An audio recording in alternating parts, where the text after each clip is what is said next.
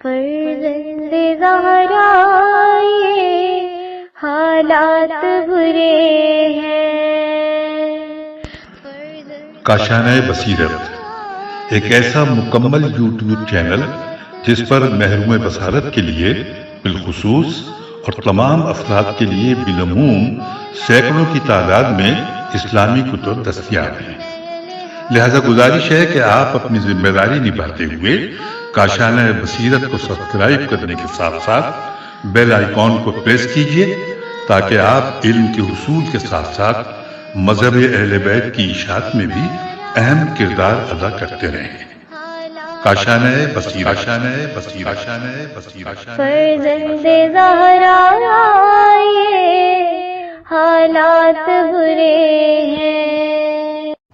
اعوذ باللہ من الشیطان الرجیم، بسم اللہ الرحمن الرحیم۔ السلام علیکم ورحمۃ اللہ وبرکاتہ۔ محترم سامعین کرام، میں بنت ذوالفقار ایک مرتبہ پھر آپ کی خدمت میں حاضر ہوں۔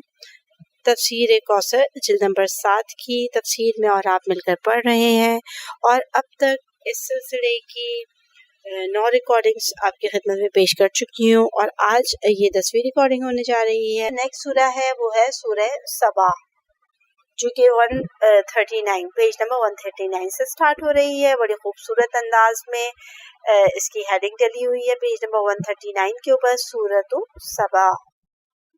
پیج نمبر 141 سے اس کی باقاعدہ تفسیر کا آغاز ہوتا ہے۔ چلیے پروردگار عالم کے کرم سے اور امام زمان علیہ الصلوۃ والسلام کی مدد سے آگے بڑھتے ہیں علم دین حاصل کرنے میں، علم قرآن حاصل کرنے میں۔ اب ہم سورہ سبا کی جانب پڑھیں گے، تو چلیے مل کر شروع کرتے ہیں۔ بسم اللہ الرحمن الرحیم۔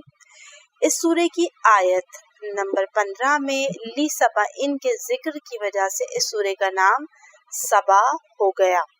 یہ سورہ آپ صلی اللہ علیہ وآلہ وسلم کی مکی زندگی میں نازل ہوا، چنانچہ اس کے مطالب مکی ماحول اور معاشرے سے مربوط ہیں۔ لوگ رسول اللہ کی تعلیمات کی بنیادی اصولوں، وحدانیت، نبوت اور معاد کے منکر تھے اور حضور کا تمسخر اڑاتے تھے۔ چلیے باقاعدہ آغاز کرتے ہیں۔ بسم اللہ الرحمن الرحیم۔ الحمد للہ الذی له ما فی السماوات وما فی الارض وله الحمد فی الآخرہ وهو الحکیم الخبیر۔ ثناء کامل بسم اللہ الرحمن الرحیم، بنام خدائے رحمان الرحیم۔ ثناء کامل اس اللہ کے لیے ہے جو آسمانوں اور زمین کی ہر چیز کا مالک ہے، اور آخرت میں بھی ثناء کامل اسی کے لیے ہے، اور وہ بڑا حکمت والا خوب باخبر ہے۔ اس آیت کی تفسیر کو جس طرح سے الحمدللہ الذی، لائق حمد و ثنا صرف وہ ذات ہے جس کی ملکیت اور اختیار میں آسمانوں اور زمین میں موجود ساری چیزیں ہیں۔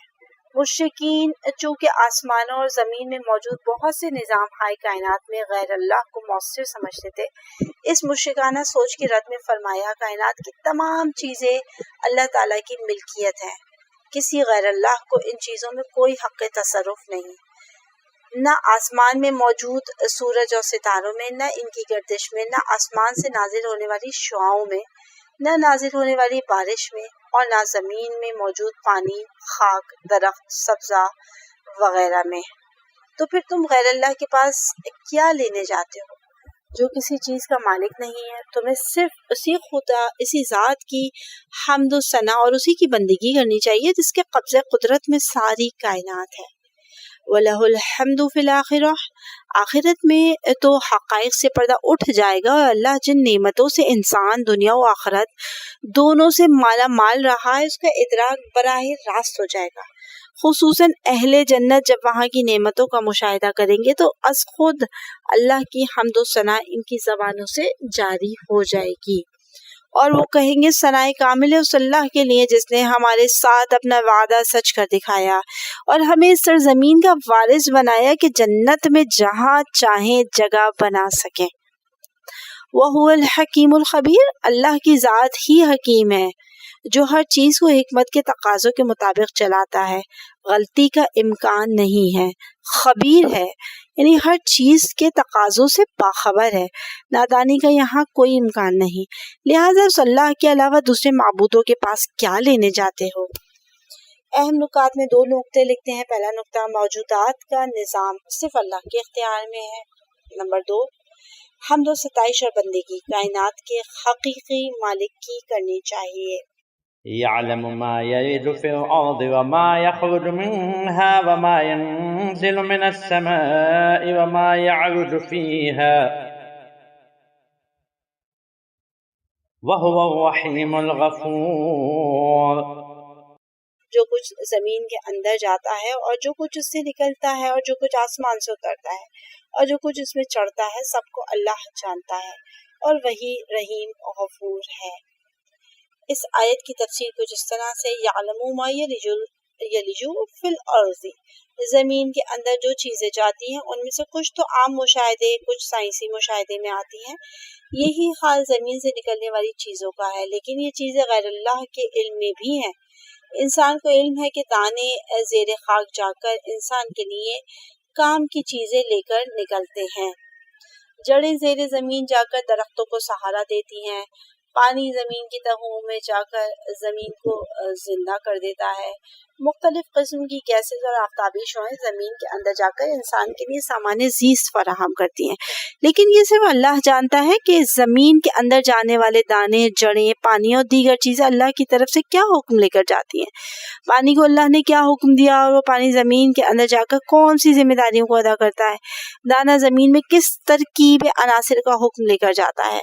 انسان کو تو عناصر کی ترکیب وجود میں آنے کے بعد علم ہوتا ہے کہ اس دانے نے زمین سے کون کون سے عناصر کا انتخاب کر کے یہ پھل نکالا ہے، لیکن یہ صرف اللہ جانتا ہے کہ زمین کے اندر جانے والے لاتعداد دانوں میں سے ہر ایک دانہ کس خاصیت کے عناصر کی ترکیب دینے والا ہے۔ واضح رہے کہ دانے کو علم ہے کہ اس نے زمین میں کس قسم کے عناصر کو ترکیب دینا ہے تاکہ مطلوبہ خاصیت کا پودا وجود میں آئے۔ یہ اس ہدایت کی تحت ہے جو اللہ نے اس دانے میں ودیت فرمائی ہے۔ وما یخرج منہا، اور جو کچھ اس زمین سے نکلتا ہے وہ صرف اللہ جانتا ہے۔ جو چیزیں بشر کے علم میں وہ نہایت ناچیز ہیں اس علم الہی کے مقابلے میں جو زمین سے خارج ہونے والی حیات آفرین چیزوں کے بارے میں ہے۔ وما ينزل من السماء، یہ بات بھی صرف اللہ جانتا ہے کہ آسمان سے کون سا حکم، کون سا فیصلہ، کون سی تقدیر نازل ہوتی ہے۔ ما انزلنا من البینات والہدی، اور کس قسم کی رحمت اہل عرض پر نازل ہوتی ہے۔ اس سلسلے میں بشر صرف محسوسات اور مادیات کو جان سکتے ہیں، جیسے بارش کا پانی، سورج کی شعاعیں وغیرہ۔ وما یعرج فیہا، بشر کو کیا معلوم کون سی آہ، کون سی دعا، کون سی عبادت اور کون سی روح آسمان کی طرف عروج کرتی ہے۔ بشر صرف آسمان کی طرف بلند ہونے والی محسوسات و مادیات کو جانتا ہے۔ وَهُوَ الرَّحِيمُ الْغَفُورُ، اس جملے میں باقی مقامات کے برخلاف مقام رحیمیت کا ذکر پہلے آیا۔ ممکن ہے کہ اس کی وجہ یہ ہو کہ زمین میں داخل اور خارج ہونے والی اشیاء اور آسمان سے نزول و عروج کرنے والی چیزیں اللہ کی طرف سے رحمتوں پر مشتمل ہوتی ہیں، نہ ان نعمتوں کا حق ادا نہ کرنے کی صورت میں عفو اور درگزر سے کام لیتا ہے۔ اہم نکات میں لکھتے ہیں، کائنات کا نظام اسی دخول و خروج اور نزول و عروج پر قائم ہے، اور دوسرا نکتہ اسی رفت و آمد سے نظام کائنات باہم مربوط ہے۔ وقال الذين كفروا لا تأتينا الساعة قل بلى وربي لتأتينكم عالم الغيب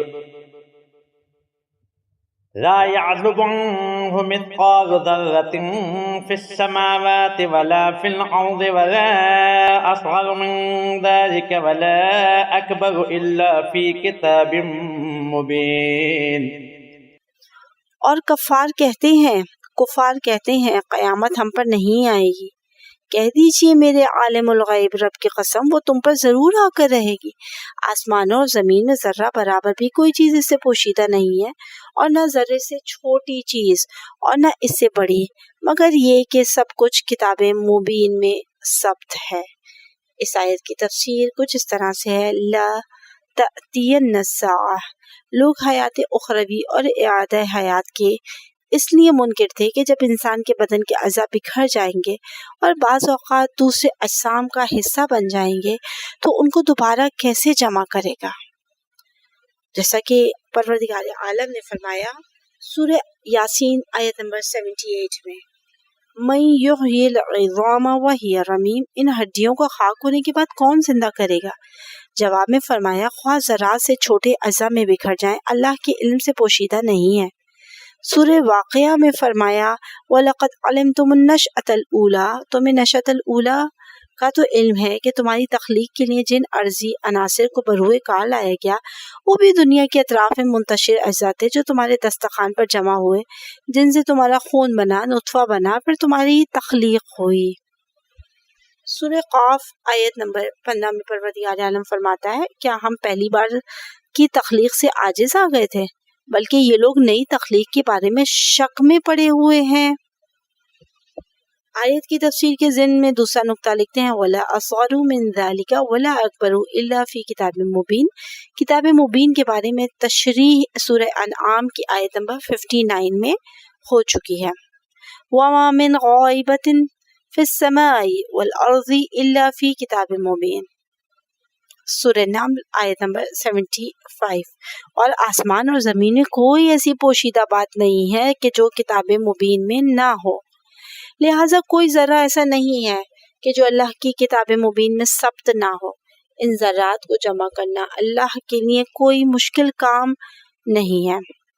اہم نکات میں لکھتے ہیں کہ علم خدا سے کوئی شے پوشیدہ نہیں ہو سکتی، اور اللہ کی کتاب مبین میں ہر چیز ثبت ہے۔ لِيَجْزِيَ الَّذِينَ آمَنُوا وَعَمِلُوا الصَّالِحَاتِ أُولَئِكَ لَهُم مَّغْفِرَةٌ وَرِزْقٌ كَرِيمٌ وَالَّذِينَ سَعَوْا فِي آيَاتِنَا مُعَاجِزِينَ أُولَئِكَ لَهُمْ عَذَابٌ مِّن رِّجْزٍ أَلِيمٌ، تاکہ اللہ ایمان والوں اور نیک عمل انجام دینے والوں کو جزا دے۔ یہی وہ لوگ ہیں جن کے لیے مغفرت اور رزق کریم ہے، اور جنہوں نے ہماری آیات کے بارے میں کوشش کی کہ ہم کو مغلوب کریں، ان کے لیے بلا کا دردناک عذاب ہے۔ ان دونوں آیات کی تفسیر کے ضمن میں لکھتے ہیں کہ قیامت کی حقانیت عقل و فطرت کے مطابق ہے۔ ہر شخص کا ضمیر یہ چاہتا ہے کہ ظالم کو اس کے ظلم اور نیکی کرنے والے کو اس کی نیکی کا بدلہ ملے۔ یہ بات اپنی جگہ مسلم ہے کہ انسانی ضمیر ایک غیر موجود چیز کی خواہش نہیں کرتا، جیسا کہ انسانی مزاج بھی غیر موجود چیز کی خواہش نہیں کرتا۔ چنانچہ پیاس دلیل ہے کہ اسے بجھانے کے لیے پانی کی شکل میں کوئی چیز موجود ہے، اور یہ بات بھی معلوم ہے کہ دنیا میں نیکی اور بدی کا بدلہ نہیں ملتا، یہاں تو بدی کا ارتکاب کرنے والے پھلتے پھولتے ہیں، لہٰذا قیامت کے وجود پر خود انسان کا ضمیر اور وجدان گواہی دیتا ہے۔ اہم نقطہ لکھتے ہیں کہ قیامت کے برحق ہونے پر انسان کا ضمیر گواہی دیتا ہے۔ وَيَرَى الَّذِينَ أُوتُوا الْعِلْمَ الَّذِي أُنزِلَ إِلَيْكَ مِن رَّبِّكَ هُوَ الْحَقُّ وَيَهْدِي إِلَىٰ صِرَاطِ الْعَزِيزِ الْحَمِيدِ، اور جنہیں علم دیا گیا ہے وہ خوب جانتے ہیں کہ آپ کے رب کی طرف سے آپ پر جو کچھ نازل کیا گیا ہے وہ حق ہے، اور وہ بڑے غالب آنے والے اور قابل ستائش اللہ کی راہ کی طرف ہدایت کرتا ہے۔ آیت کی تفسیر کچھ اس طرح سے ہے وَيَرَى الَّذِينَ أُوتُوا الْعِلْمَ، قیامت کے بارے میں آپ کے موقف کو دانشمند لوگ خوب جانتے ہیں کہ مبنی برحق ہے۔ قیامت کا وقوع عملی اور عقلی اعتبار سے ضروری ہے۔ تمام ادیان نے بالاتفاق قیامت کے بارے میں ایک ہی موقف اختیار کیا ہے، چنانچہ سائنسی اعتبار سے بھی حیات بعد الموت کی تائید ہوتی ہے۔ وَيَهْدِي إِلَىٰ صِرَاطِ الْعَزِيزِ الْحَمِيدِ، وَيَهْدِي اور قرآن رہنمائی بھی کرتا ہے اس خدا کی طرف جو بالادست ہے کہ قیامت برپا کرنے پر قادر ہے، اور وہ حمید یعنی قابل حمد و ستائش ہے۔ اہم نکات لکھتے ہیں کہ اس آیت سے علماء کی فضیلت اور مقام کا اندازہ ہوتا ہے، اور علم رکھنے والے قیامت پر یقین رکھتے ہیں۔ وقال الذين كفروا هل ندلكم على رجل ينبئكم إذا مزقتم كل ممزق إنكم لفي خلق جديد أفترى على الله كذبا أم به جنة بل الذين لا يؤمنون بالآخرة في العذاب والضلال البعيد۔ اور کفار کہتے ہیں کیا ہم تمہیں ایک ایسے آدمی کا پتہ بتائیں جو تمہیں یہ خبر دیتا ہے کہ جب تم مکمل طور پر پارا پارا ہو جاؤ گے تو بلا شبہ تم نئی خلقت پاؤ گے۔ اس نے اللہ پر جھوٹ بہتان باندھا ہے یا اسے جنون لاحق ہے؟ نہیں، بلکہ بات یہ ہے کہ جو لوگ آخرت پر ایمان نہیں رکھتے وہ لوگ عذاب میں اور گہری گمراہی میں مبتلا ہیں۔ ان دونوں آیات کی تفسیر کچھ اس طرح سے ہے۔ پہلا نقطہ ہے وقال الذین کفروا، کافر لوگ تصور قیامت کو ناممکن تصور کر کے آپس میں یا ان کے بڑے لوگ اپنے زیر اثر لوگوں سے کہتے تھے کیا ہم تمہیں ایسے آدمی کا پتہ بتائیں جو ایک عجیب بات کرتا ہے کہ جب تم مرنے کے بعد مکمل طور پر خاک کے ذروں میں گم ہو جاؤ گے تو پھر زندہ ہو جاؤ گے۔ جیسے سورہ سجدہ کی آیت نمبر 10 میں پروردگار نے فرمایا وہ کہتے ہیں کہ جب ہم زمین میں ناپید ہو جائیں گے تو کیا ہم نئی خلقت میں آئیں گے۔ دوسرا نقطہ لکھتے ہیں افترا علی اللہ کذبا ام بہ جنہ، وہ کہتے تھے کہ اس شخص کا قول دو حال سے خالی نہیں ہے، یا تو یہ شخص اللہ پر بہتان باندھتا ہے اور اس بات کی نسبت اللہ کی طرف سے دیتا ہے کہ اللہ ایک محال ناممکن کام انجام دے گا اور مرنے کے بعد لوگوں کو دوبارہ زندہ کرے گا۔ مشرکین اللہ کے وجود کے قائل ہیں، آخرت کے قائل نہیں ہیں۔ مشرکین بھی اس بات کو برا سمجھتے تھے کہ اللہ کی طرف جھوٹی نسبت دی جائے، یا یہ شخص دیوانہ ہے اس وجہ سے یہ اس قسم کی نامعقول باتیں کرتا ہے۔ اہل مکہ بخوبی جانتے تھے کہ دیوانہ والی بات درست نہیں ہے، لہٰذا وہ بہتان والی بات پر زور دیتے تھے، اگرچہ اہل مکہ کو معلوم تھا کہ آپ صلی اللہ علیہ وآلہ وسلم نے کبھی جھوٹ نہیں بولا۔ تیسرا نقطہ ہے بل الذین لا یؤمنون، جواب میں فرمایا ہمارے رسول میں یہ دونوں باتیں نہیں ہیں، البتہ تم میں دو باتیں موجود ہیں، ایک عذاب اور دوسری گمراہی، چونکہ تم میں ایمان کی روشنی نہیں ہے، وہ تاریکی میں ہونے کی وجہ سے گمراہ تو ہیں ہی، ساتھ عذاب میں بھی ہیں۔ ممکن ہے اس عذاب کا اشارہ دنیا کے عذاب کی طرف ہو جس میں قیامت پر ایمان نہ رکھنے والے لوگ مبتلا رہتے ہیں۔ ایمان بآخرت نہ ہونے کی وجہ سے ان کے پاس دنیا میں پیش آنے والی تلخیوں کی کوئی توجیہ نہیں ہے، اس لیے وہ آخرت کے عذاب سے پہلے دنیا کے عذاب میں مبتلا رہتے ہیں۔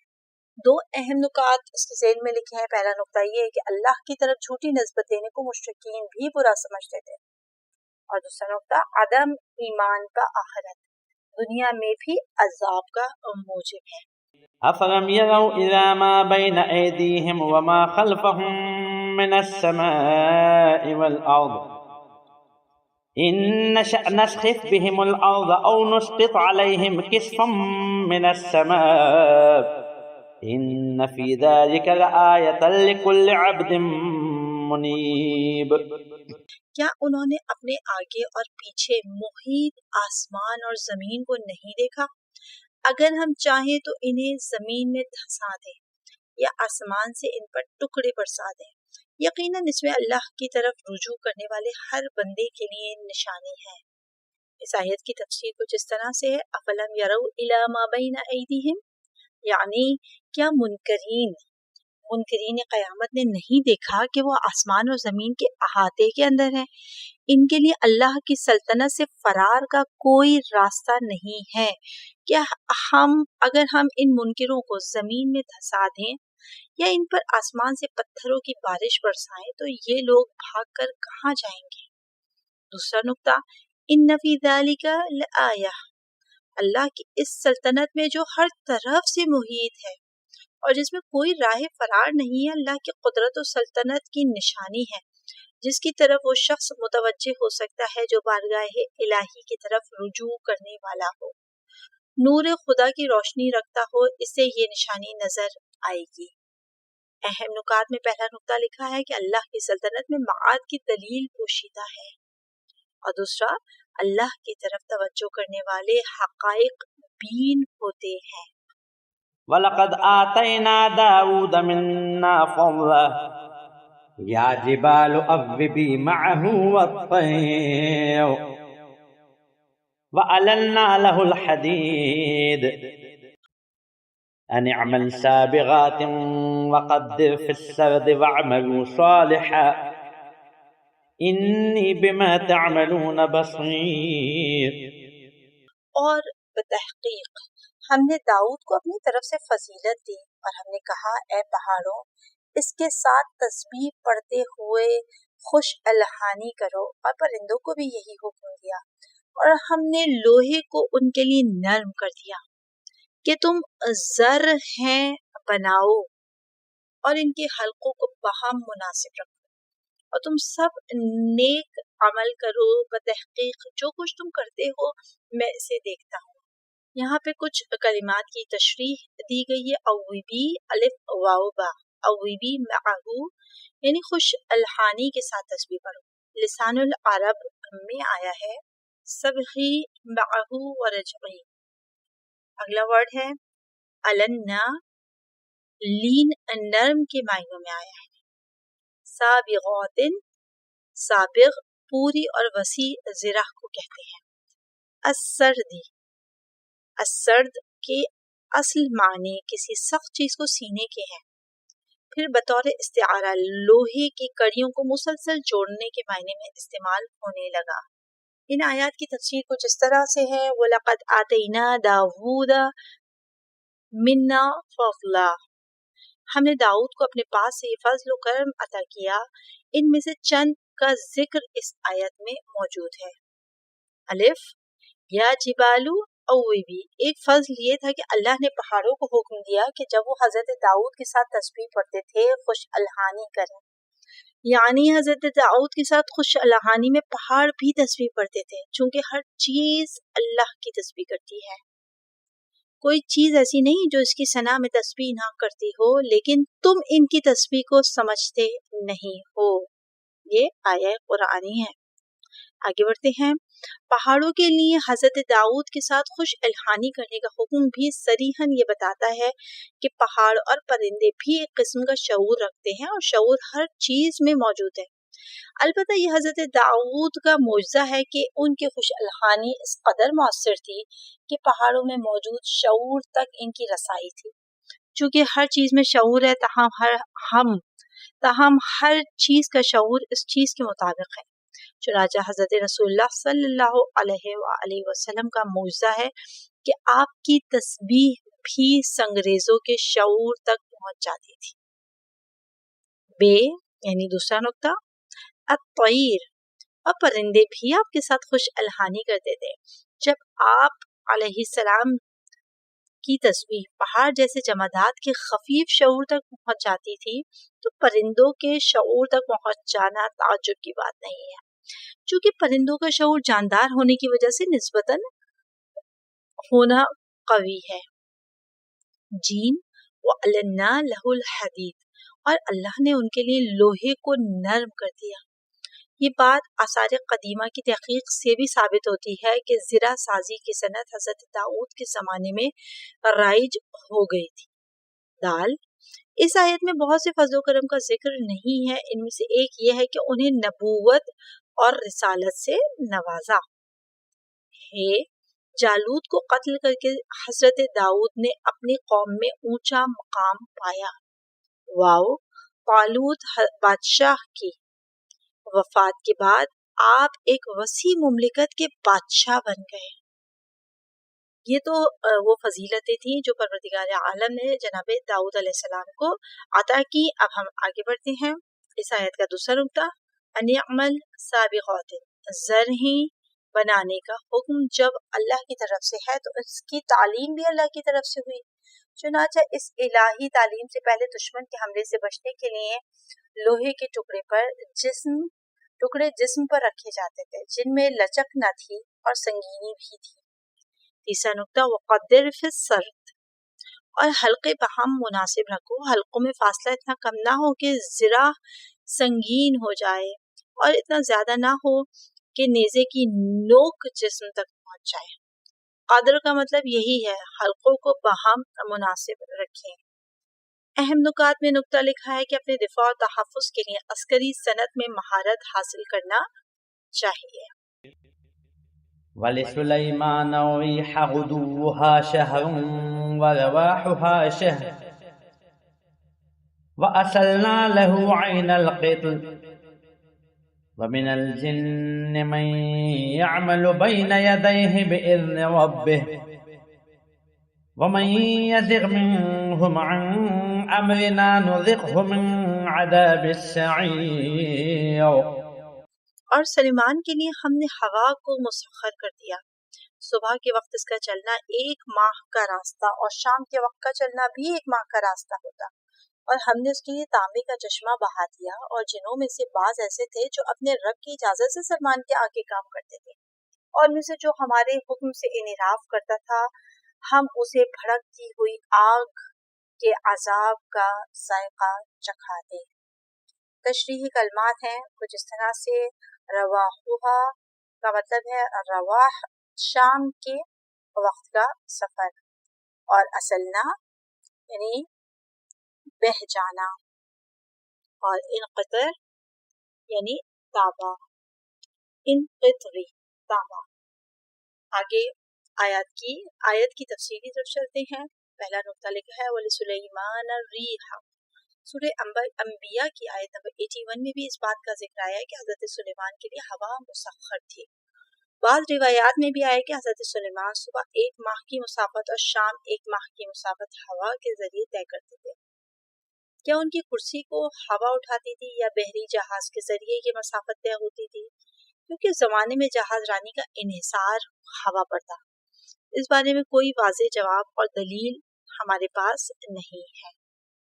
دوسرا نقطہ غدوہا شہر و رواحوہا شہر۔ ارباب لغت کے مطابق غدو فجر سے لے کر سورج کے نکلنے تک کو کہتے ہیں، اور رواح دن کے آخری حصے کو کہتے ہیں۔ بعض کے نزدیک غدو صبح سے لے کر زوال تک اور رواح زوال کے بعد سے غروب آفتاب تک کے لیے کہا جاتا ہے۔ سورہ انبیاء آیت نمبر 81 میں پروردگار نے فرمایا وَلِسُلَيْمَانَ الرِّيحَ عَاصِفًا، اور سلیمان کے لیے تیز ہوا کو مسخر کیا۔ اس سے معلوم ہوتا ہے کہ ہوا کی رفتار بھی سلیمان کے مطابق چلتی تھی، سلیمان کے اختیار میں تھی، جو سلیمان کے حکم کے مطابق چلتی تھی۔ تیسرا نقطہ وَأَسَلْنَا لَهُ عَيْنَ الْقِطْرِ، ہم نے سلیمان کے لیے تانبے کا چشمہ بہا دیا۔ جو بات یقینی طور پر کہی جا سکتی ہے وہ یہ ہے کہ حضرت سلیمان نے عہد حکومت میں تانبے پگھلانے کی صنعت اس قدر بڑے پیمانے پر رائج ہو گئی تھی کہ گویا تانبے کے چشمے بہہ رہے ہوں۔ بعض روایات میں ہے صرف 2 دن کے لیے یہ چشمہ پھوٹا تھا۔ تیسرا نقطہ یعنی آیت کا تیسرا حصہ وَمِنَ الْجِنِّ مَن يَعْمَلُ بَيْنَ يَدَيْهِ، اور جنوں میں سے بعض ایسے تھے جو اپنے رب کی اجازت سے سلیمان کے آگے کام کرتے تھے۔ قرآن کی یہ صراحت قابل تعویل نہیں ہے کہ اس سے مراد کوہستانی انسان لیا جائے، بلکہ وہ جن ہی تھے جنہیں اللہ تعالیٰ نے حضرت سلیمان کے لیے مسخر فرمایا تھا۔ مزید تشریح سورہ انبیاء کی آیت نمبر 82 میں گزری ہے۔ چوتھا نقطہ وَمَن يَزِغْ مِنْهُمْ، جو ان جنوں میں سے ہمارے حکم سے انحراف کرتا ہے ہم اسے بھڑکتی آگ کے عذاب کا ذائقہ چکھاتے ہیں۔ بھڑکتی آگ کا عذاب اگرچہ قیامت کا عذاب ہو سکتا ہے، تاہم دوسری آیت سے معلوم ہوتا ہے کہ ان سرکش جنوں کو دنیا میں بھی عذاب دیا جاتا۔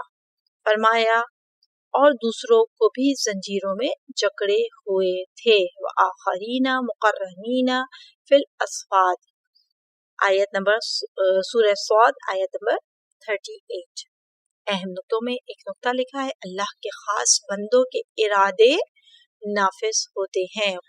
يعملون له ما يشاء من محاريب وتماثيل وجفان كالجواب وقدور الراسيات اعملوا آل داود شكرا وقليل من عبادي الشكور۔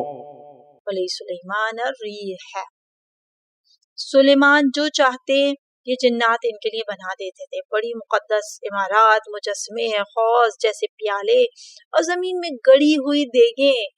اے آل داؤد شکر ادا کرو اور میرے بندوں میں شکر کرنے والے کم ہیں۔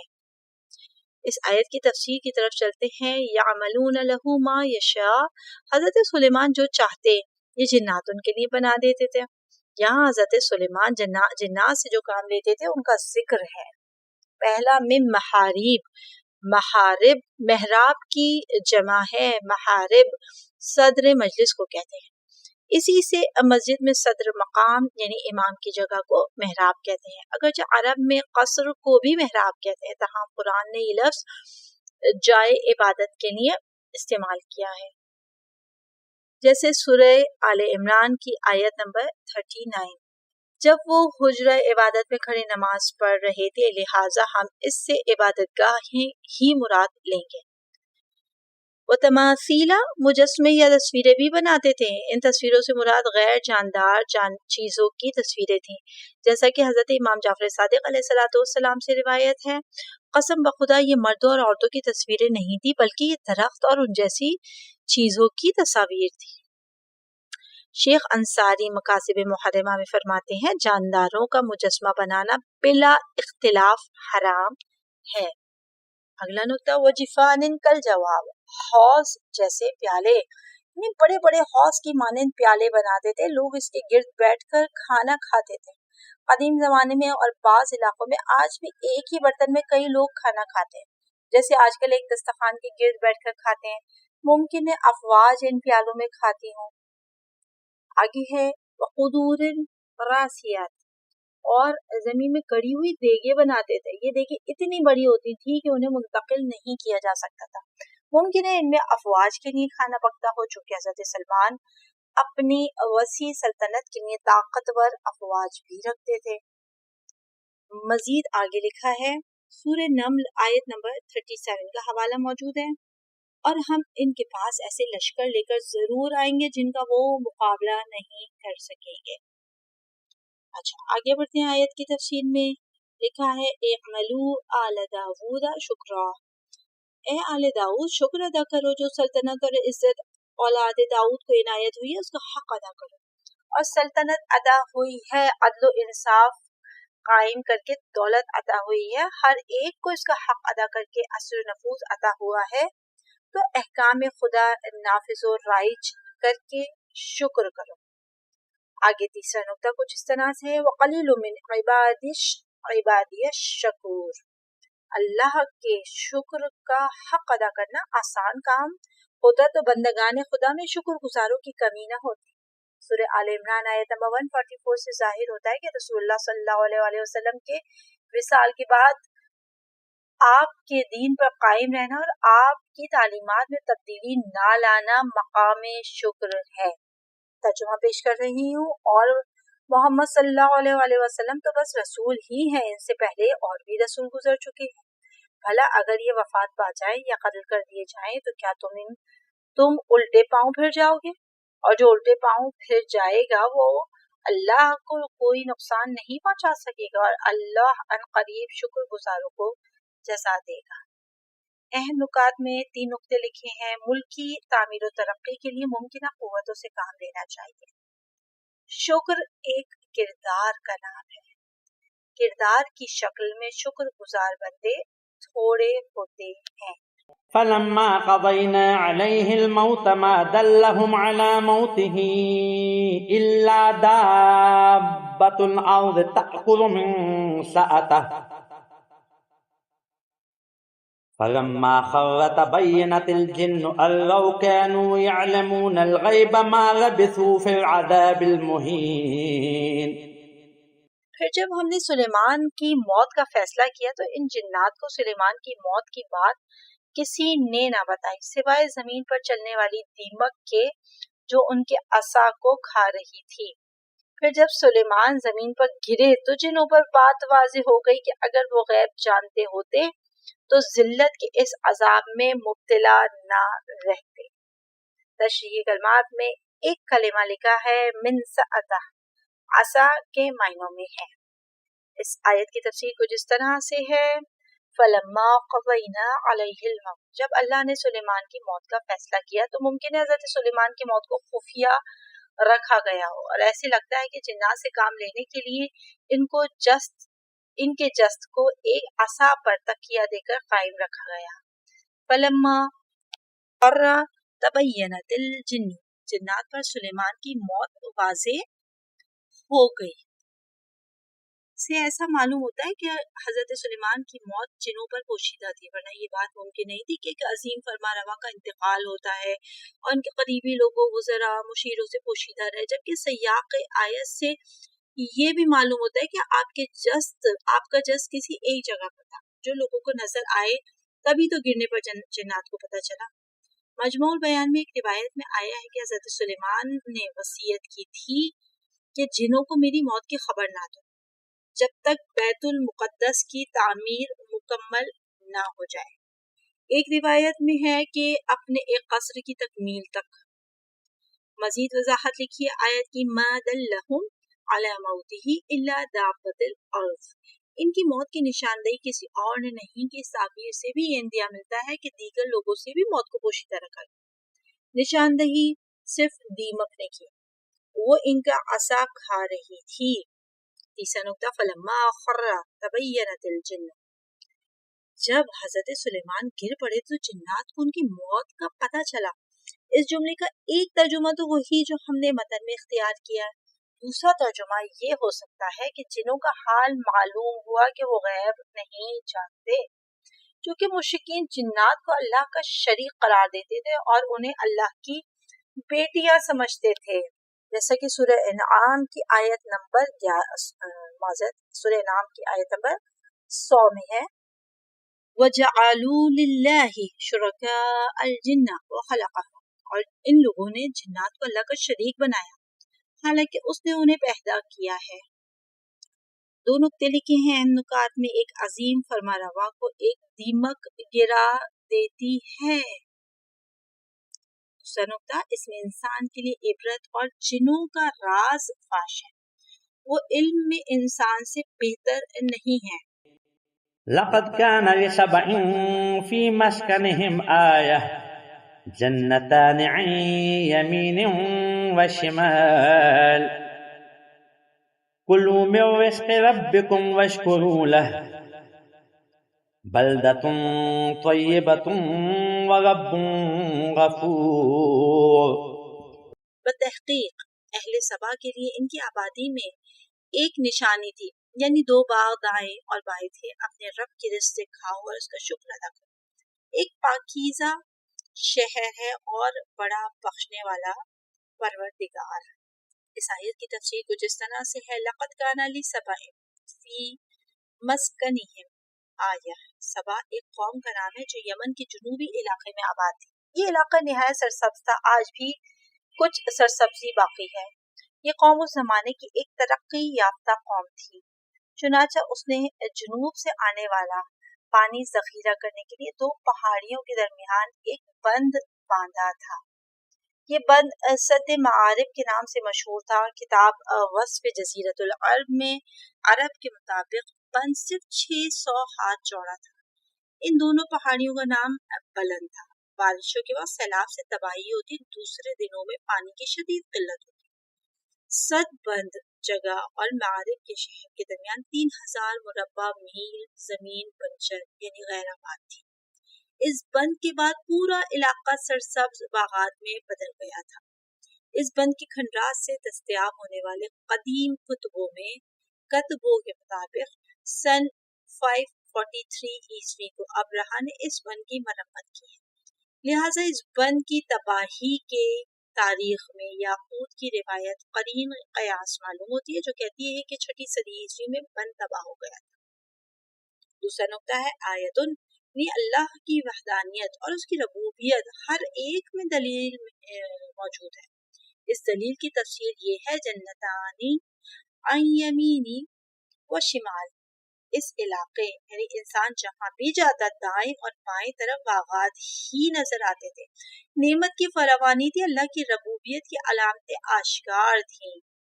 تیسرا حصہ آیت کا کلوا من رزق ربکم واشکروا لہ، اللہ کی عطا کردہ نعمتوں سے فائدہ اٹھاؤ، یہ نعمتیں تمہارے لیے پیدا کی گئی ہیں، البتہ ان نعمتوں کے دوام کے لیے واشکروا لہ، شکر ادا کرنا ضروری ہے، ورنہ یہ نعمتیں تم سے چھن جائیں گی۔ چوتھا نقطہ بلدۃ طیبۃ ورب غفور، آبادی پاکیزہ ہے، یہاں موذی چیزیں نہیں ہیں۔ بعض مفسرین کے مطابق طیبہ کا مطلب یہ ہے کہ زمین زرخیز، ہوا پاکیزہ اور پانی شیریں ہے، سردی گرمی بھی شدید نہیں ہے۔ اہم نکات میں لکھا ہے کہ اللہ کی ربوبیت کی ایک نشانی سرزمین کی شادابی ہے۔ دوسرا، شکر گزاری کے لیے نعمتیں حلال ہیں، کلوا من رزق ربکم واشکروا لہ۔ فأعرضوا فأرسلنا عليهم سيل العرم وبدلناهم بجنتيهم جنتين ذواتي أكل خمط وأثل وشيء من سدر قليل، بس انہوں نے منہ پھیر لیا تو ہم نے ان پر بند کا سیلاب بھیج دیا، اور ان دو باغوں کے عوض ہم نے انہیں دو ایسے باغات دیے جن میں بد مزہ پھل اور کچھ جھاؤ کے درخت اور تھوڑے سے بیر تھے۔ کچھ کلمات کی تشریح لکھی ہے۔ العرم ارمن سے ہے، بند کے معنی میں ہے۔ خمطن بد مزہ بے خار درخت، اصلی یعنی جھاؤ کے درخت۔ آیات کی تفسیر یعنی آیت کی تفسیر اس طرح سے ہے، فَأَعْرَضُوا فَأَرْسَلْنَا عَلَيْهِمْ سَيْلَ الْعَرِمِ، ان لوگوں نے جب ان نعمتوں کا شکر ادا کرنے سے گریز کیا تو اللہ نے ان پر اس بند کا سیلاب روانہ کر دیا۔ العرم یہاں بند کے معنوں میں لیا جا سکے گا، چونکہ اگر العرم شدت و قوت کے معنوں میں لیا جائے گا تو العرم سیل کا وصف ہوگا۔ اس صورت میں ترکیب کلام اس طرح ہوگی، فَأَرْسَلْنَا عَلَيْهِمْ سِيلًا عِرْمًا، ہم نے ان پر ایک شدید سیلاب روانہ کیا۔ کہتے ہیں یہ بند سن 450 یعنی 450 عیسوی میں ٹوٹ گیا اور ایک عظیم سیلاب آیا جس سے سارے ملک کی آبادی اجڑ گئی۔ دوسرا حصہ وَبَدَّلْنَاهُمْ بِجَنَّتَيْهِمْ جَنَّتَيْن، ان دو باغوں کے بدلے میں اللہ نے انہیں دو اور باغ دیے، اور یہ جدید باغات بد مزہ پھل، کچھ جھاؤ اور تھوڑے سے بیر کے درختوں پر مشتمل تھے۔ ان دونوں کو باغات اس لیے کہا ہے چونکہ کلام باغات پر ہو رہا ہے۔ اس سیلاب نے ہر چیز کو بہا دیا، اب ان کی جگہ خردرو قسم کی مختلف جھاڑیاں اور درخت اگنے شروع ہو گئے جو ان کے کام کے نہیں تھے۔ ذلك جزيناهم بما كفروا وهل نجازي إلا الكفور، ان کی ناشکری کے سبب ہم نے انہیں یہ سزا دی، اور کیا ایسی سزا ناشکروں کے علاوہ ہم کسی اور کو دیتے ہیں؟ آیت کی تفسیر کچھ اس طرح ہے، ان کی ناشکری کے سبب ہم نے انہیں یہ سزا دی، اور کیا ایسی سزا ناشکروں کے علاوہ ہم کسی اور کو دیتے ہیں؟ کفران نعمت کی سزا کبھی دنیا میں سلب نعمت اور آخرت میں عذاب کی صورت میں ملتی ہے۔ سلب نعمت یعنی نعمتوں کا چھن جانا، چونکہ نعمت کی ناقدری اور ناشکری نہایت منفی خصلت ہے، ایسا آدمی قدر شناس نہیں ہوتا، وہ تمام قدروں سے عاری ہوتا ہے۔ اہم نکات میں نقطے لکھے ہیں۔ ناشکری سے نعمت نقمت میں بدل جاتی ہے اور ناشکری بہت بڑی خصلت ہے۔ تو عزیزان محترم، آج کی ریکارڈنگ کو ہم یہیں تک روکتے ہیں۔ اپنا بہت زیادہ خیال رکھیے گا اور مجھے یعنی بین ذوالفقار کو اپنی دعاؤں میں بہت زیادہ یاد رکھیے گا۔ السلام علیکم ورحمۃ اللہ۔